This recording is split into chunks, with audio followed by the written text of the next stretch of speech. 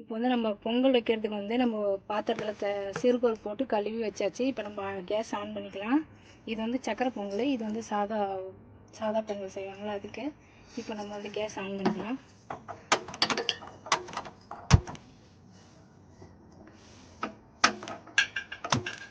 தண்ணி காயிட்டும் நம்ம அப்புறம் அரிசி போட்டுக்கலாம். கொஞ்ச நேரம்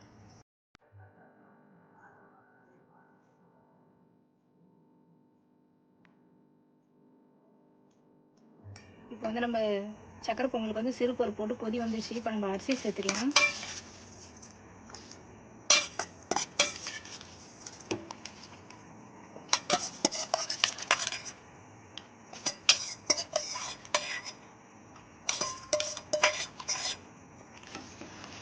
போட்டு நல்லா கிளறி விட்டுடலாம். இப்போ வந்து நம்ம சாதா பொங்கலுக்கு வந்து அதுவும் தண்ணி கொதிக்கிட்டு நம்ம இப்போ அரிசி சேர்த்துக்கலாம்.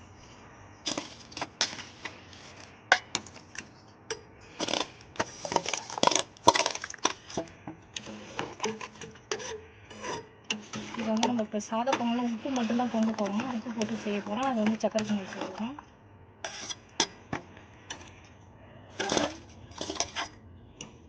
அப்படி போட்டு வச்சுருக்கோம். நம்ம கொஞ்சம் நல்லா கிளறி விட்டு பொங்கல் பொங்கல் ஒரு 10 நிமிஷம் நல்லா ஆகட்டும். இப்போ வந்து நம்ம சக்கரை பொங்கல் ரெடி ஆகிடுச்சு. இப்போ சாப்பாடு ரைஸ் நல்லா வெந்துட்டு இப்போ இதுக்கும் வந்து உப்பு போட்டு பொங்கல் சாதமும் ரெடி ஆகிடுச்சு. இப்போ இதுக்கு நம்ம உப்பு போட்டுக்கலாம்.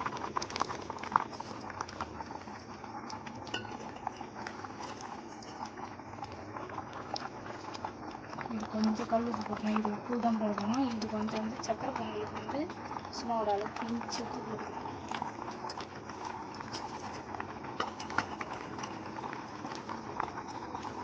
உப்பு போட்டு நல்லா கிளறி விட்டுருக்கோம்.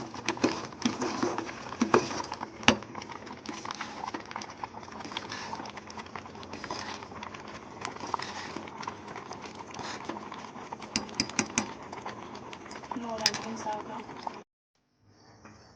இப்போ வந்து சாதாரண பொங்கல் உப்பு போட்டு பொங்கல் ரெடி ஆகிடுச்சு. இப்போ நம்ம ஆஃப் பண்ணிடலாம். நல்லா வெந்துடுத்து இதை ஆஃப் பண்ணிவிட்டு இப்போ நம்ம சக்கரை பொங்கலுக்கு வந்து போட்டுடலாம். வெல்லம் போட்டுடலாம்.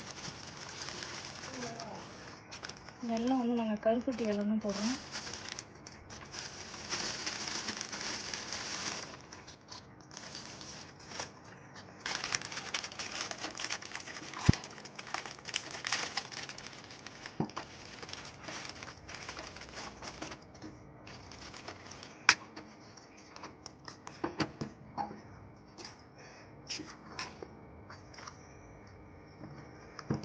கருப்பட்டி போட்டு நல்லா இந்த சூட்டில் மிக்ஸ் பண்ணி விட்டுருலாம். உங்களுக்கு எவ்வளோ இனிப்புக்கு தேவையான அளவு போட்டுக்கோங்க.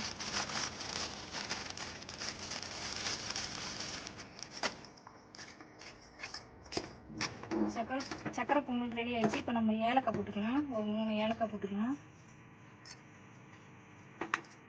ஏலக்காய் போட்டு நல்லா கிளறி விட்டு இப்போ நம்ம முந்திரி திராட்சை நெய் விட்டு தாளித்து ஊற்றிக்கலாம். இப்போ நம்ம தாளித்து ஊற்றுறதுக்கு ஒரு கரண்டி வச்சுக்கிறோம். கரண்டி சூடானதும் நமக்கு தேவையான அளவுக்கு நெய் ஊற்றிக்கலாம்.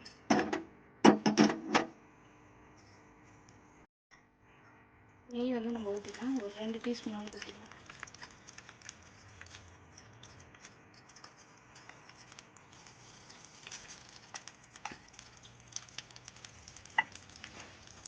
நெய் கொஞ்சம் காயிட்டா இப்போ வந்து நம்ம முந்திரி திராட்சை போட்டு தாளித்து ஊற்றிக்கலாம்.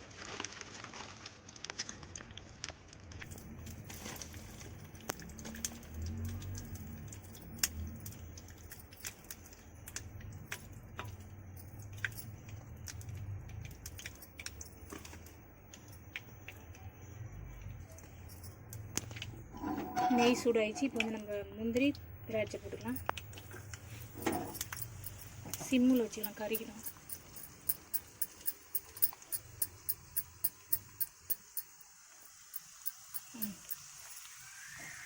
இப்போ கேஸ் ஆஃப் பண்ணிடலாம். இப்போ வந்து நம்ம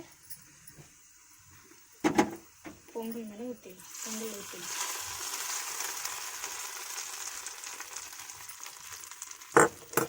பொங்கல் ரெடி ஆயிடுச்சு.